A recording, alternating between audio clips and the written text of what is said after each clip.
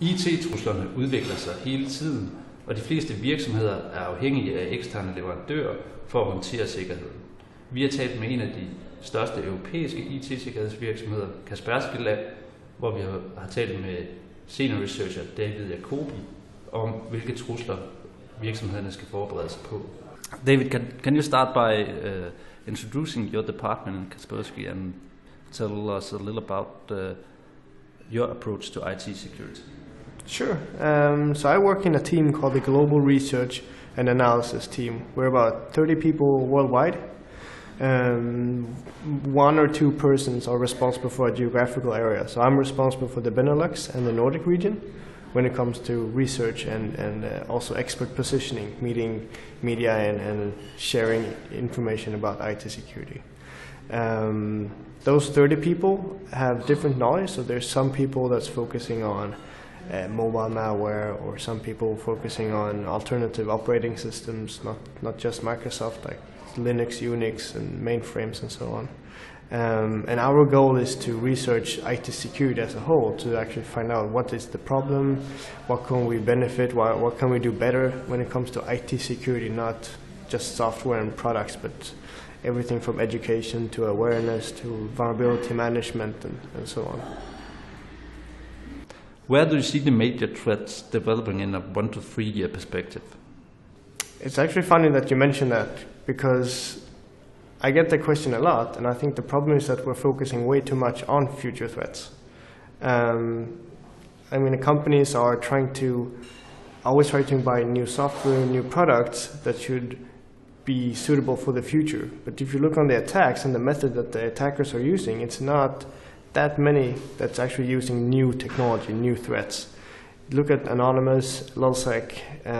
The attacks that they were using was actually not zero-day vulnerabilities. It's some attacks that we've known about for maybe 10 years. Everything from weak password management to SQL injection, like input validation in applications. We knew about that, and we have been talking about it for a very long time, but for some reason these vulnerabilities and threats still exist in enterprise networks. You can go as far back as in 1980s, when you have Kevin Mitnick doing social engineering attacks, exploiting some of the vulnerabilities to hack AT&T and so on. He was able to do that by just exploiting lack of configuration in networks, and that's something that we are missing today as well. So I think one of the problems is that we're focusing way too much on future threats and not focusing on what's actually active right now, and what did we miss last year, for example? What did we do wrong 2 or 3 years ago, or 5 or 10 years ago?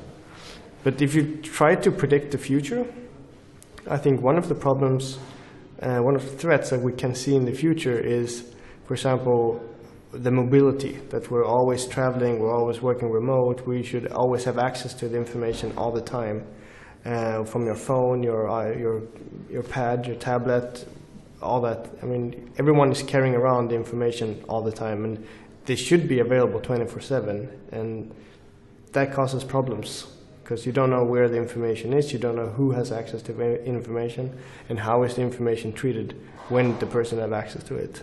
And that comes also into play with now when everyone's talking about the cloud, which is really not a new phenomena. It's something that we've also used for a very long time. A webmail service is, for example, a cloud service, and how many has used Hotmail for the last 10 years? That's a lot of people, you know. But now when you have the cloud services, you are also constantly both sending and receiving information to all these cloud services, and you can always work from wherever you are. Which I'm not saying that it's a negative thing, I'm just saying it's a different view of how information should be controlled, and companies need to be aware of that. We're also seeing new types of vulnerabilities, new ways of bypassing the security systems, but that's something we will always see. So if you ask me in 3 years, I would say the same. We will see new vulnerabilities, new ways to bypass the systems we have today. That's like the circle that we're seeing. We come up with some kind of protection, and the bad guys, they break it. Then we fix it, and they break it. That's the way it goes, more or less. Do you have 3 advices for the company CIO who wants to handle cloud and mobility right now? Sure. I mean, one thing that you have to think about is just taking it easy and think about what you're doing, because it is very nice technology, and I totally think that everyone should use it. But think about it. For example, do you really need to put everything into the cloud? What kind of resources do you need to put in the cloud?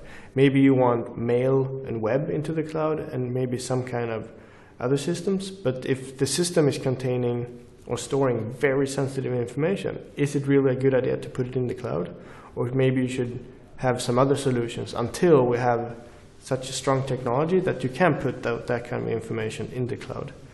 And then, of course, there's the political problem that if you put something in the cloud, you don't really know where the information is stored. Maybe it's stored in Africa or in the US or in Asia. You don't really know where the information is stored. But that's another discussion. Another thing is that simply you just need to look on who is having access to the information. I mean, you have to work with strong authentication, for example. So if you do have services in the cloud, sure, that's fine, but also make sure that it's strong authentication. Maybe use some kind of VPN or use some PKI like smart cards or some other authentication than just usernames and passwords, because that's not, we've seen it so many times, it's not the best solution, because they might get sniffed over the wire, database might be compromised, people might use the same password on other sites that's being compromised, and so on. So just plain text password is probably not the way to go. Third, I don't know, I mean, just use common sense, I think, is the third one. If it's good for you, just go with it. Just don't feel that you have to be forced into running the cloud because it's such a popular concept. If you feel like it, go for it. Are companies to be worried about the growth of hacktivism? Absolutely. And the funny thing is also that hacktivism is also nothing new. It's different today than it was, for example, 10 years ago, but we still had hacktivists 10 years ago. We had people hacking because of a cause. We had people hacking into, for example, the security industry because they thought the security industry was a fraud, that the security industry was identifying the problems just to make money and so on. So we had people and groups like Project Mayhem that compromised a lot of websites, security companies, and tried to hack so-called white hat profiles just to show them that these people that should be the experts are not really the experts. And now we have Anonymous and Lulzsec. I would say that Anonymous is not really just a hacktivist. That's like an entire concept. It's very political. With Lulzsec is more the hacktivist. They're the only way that they're trying to put their agenda on the table is through hacking attempts. That's not only what Anonymous is doing. But of course, people shouldn't be afraid, but they should be aware that this is going on, and that's a lot of people that's involved in these activists. And since we are focusing on the wrong things, I seriously think that most companies are focusing on the wrong things in the IT security field. We should be worried because they will not stop. They will continue, and they have automated tools. They will do whatever it takes to make a point. And I don't really think that they also do just targeted attacks. So it could be that they're trying to scan for, I don't know, 1,000, 10,000, 100,000 of different kind of vulnerabilities or threats or IP numbers just to find vulnerable targets. And that's good for them, because one target could lead to another target, and that target could lead to a third target, and so on. So they're constantly always hacking around on the internet and obtaining information, usernames, passwords, access to other systems, other information like emails and sensitive information. They're constantly doing this, so they won't stop. It's not like they were doing it for a period, then they stop. They're constantly always doing it. That means that we, or actually you, the companies, also need to constantly always monitor and upgrade and make sure that the systems is up to date with everything.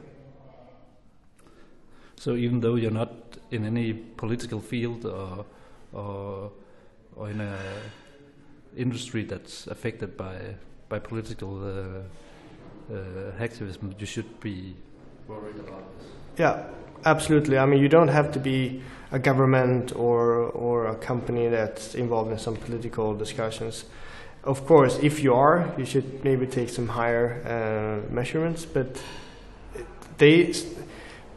I think that there's subgroups within these activists that don't really care what they compromise. They will compromise anything and then review the data that they obtain from the compromised systems, and then they can maybe reuse that information. And at one point, that information could lead to compromisation of, for example, a government or other company that's political involved in something. So it could be that they're just compromising. Let's take to the extreme. They compromise a porno site or a site where you can download movies and so on. There might be people from the government or the other company that has access to these sites, and they're using the same passwords, for example, which we've seen in the past.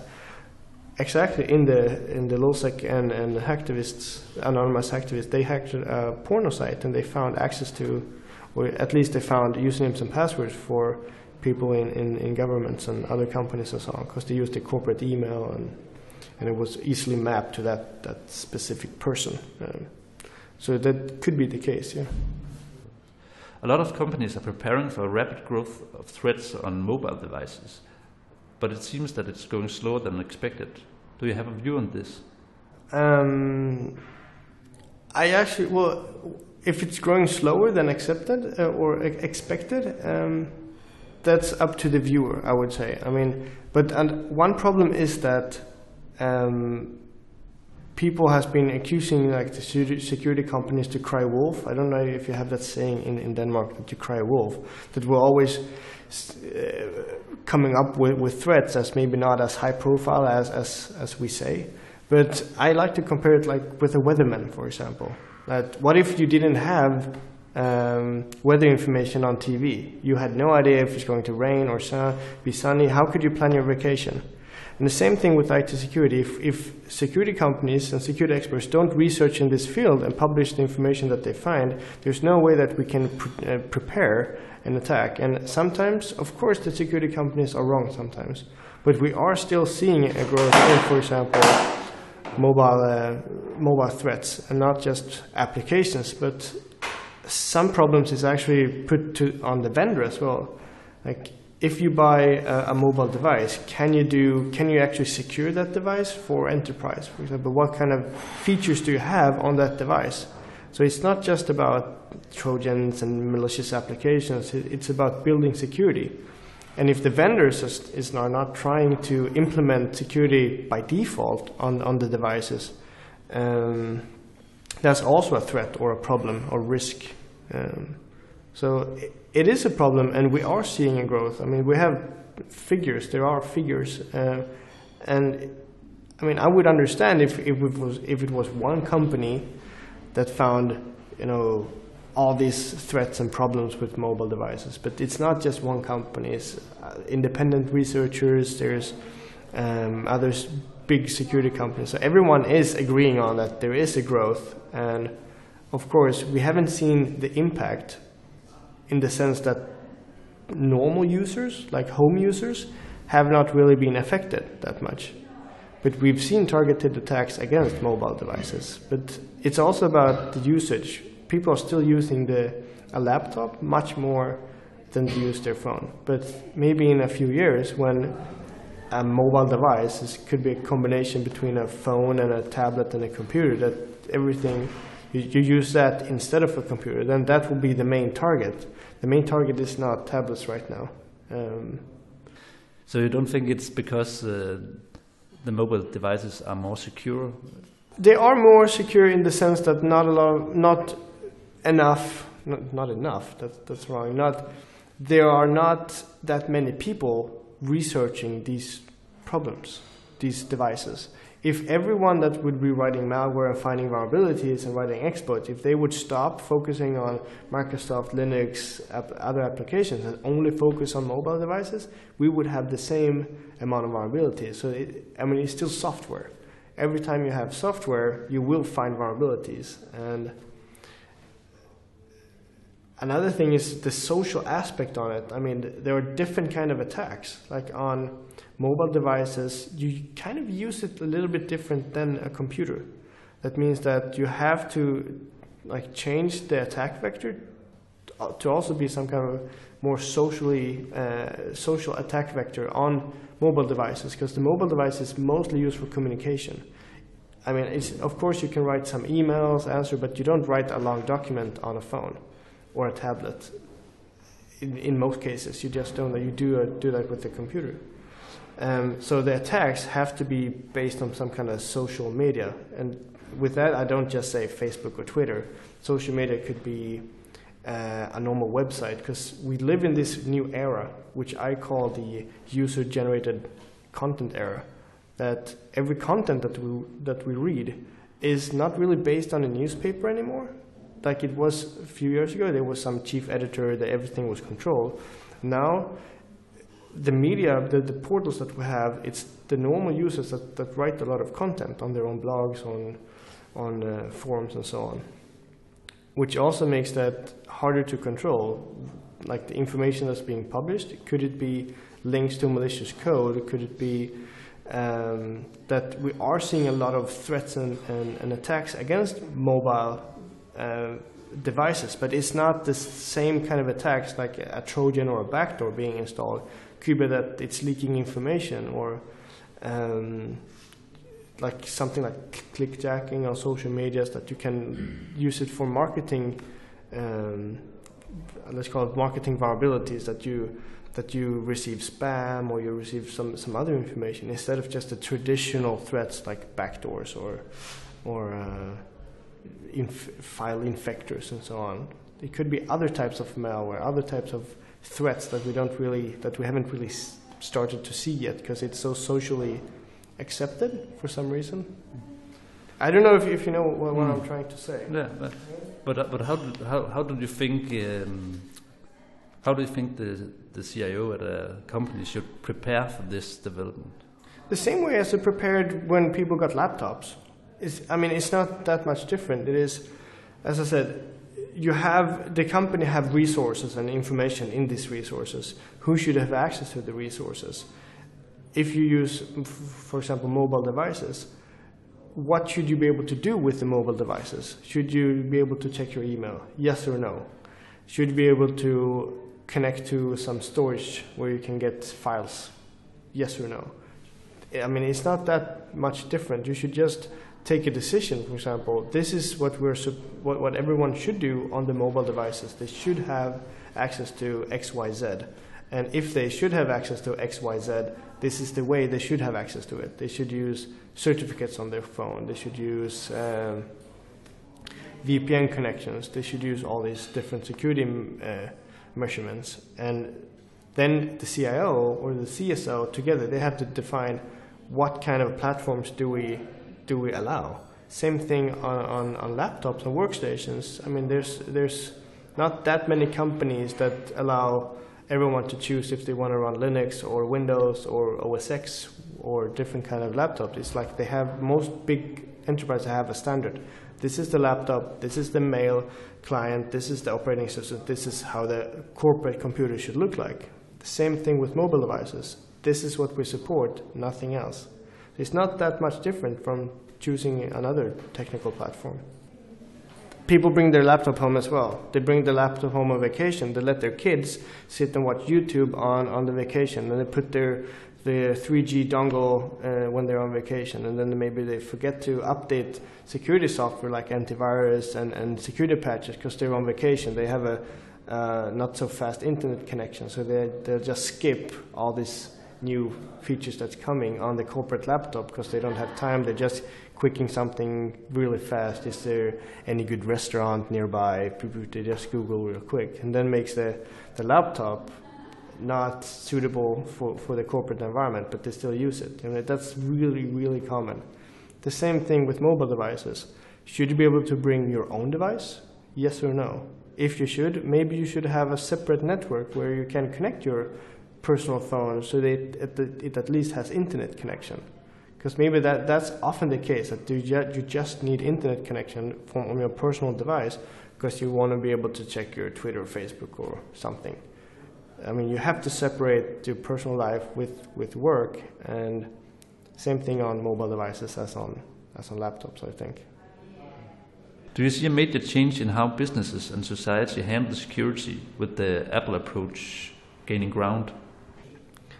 I personally think that in the future we will have so-called application stores for not just smartphones, but for normal computers, and also for applications. So it could be that an application has its own app store. Could be a security software that has its own app store. Everything's more modular. That okay, I want to have this module inside. I want to have that module, but not the other ones. So I totally think that we will start to see more app stores. I mean, we've had it in, for example, Linux for a very, very long time, where most of the Linux software could be downloaded from the distributor's own package management system, which is basically an app store.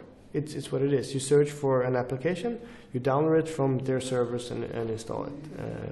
And they can put whatever service they want in the system. They more or less control the application that they want to share to the users. Windows doesn't really have it, but I'm pretty sure that they will have it in the future. They have this framework where you can download software like Office, Microsoft Office, and other software, but it's not an application store. It's more like a file storage. But I think that we will start seeing that in the future on everything, not just on mobile devices. And I don't know if it will increase security or decrease security, or how socially accepted it will be. I mean, we've seen it in social medias as well. In MySpace and Facebook, they had it as well. Like you can play games within Facebook. You can have applications within Facebook. That's also a kind of app store within an application or a cloud service. So we are seeing it, and I think we're going to see it more and more. But do you think it will provide more security that the applications are verified by a third party? That's a very difficult question, because if you take the Android approach and compare it to the Apple approach, that the users can more or less put more or less anything they want in the Android Google Play, while in the Apple approach it's verified, it's strict by the Apple people. But we've seen cases where people have put malicious software in the Apple Store, and we've seen cases in Google Play as well. It's still software, I don't think it will be a solution. It will be, it will benefit somehow if it's being verified, but it also depends on the application or the App Store. For example, in your operating system, I think you should be able to download whatever you want to your own computer. It should not be restricted by the operating system or anything like that. You should be able to do that. Because maybe you want to run a software and you don't really care if it's not considered as malicious for you. You don't really care if you are participating in a botnet. It could be that. Not everyone care. It could be that people do actually want to be able to use some kind of botnet. A botnet doesn't have to be in a negative sense. It could be sharing resources with other people. But a security company would say a botnet is malicious. We should not support that. So I don't think it will be the only way to go. I think we have to meet in the middle somewhere. That you could have app stores, but you could also download whatever you want from other resources. I hope that answered your question. But since we're talking about enterprises, I personally think that enterprises should have a very strict policy, because it's still a business. You cannot go to the Wild West, where everyone anarchy. You cannot do that.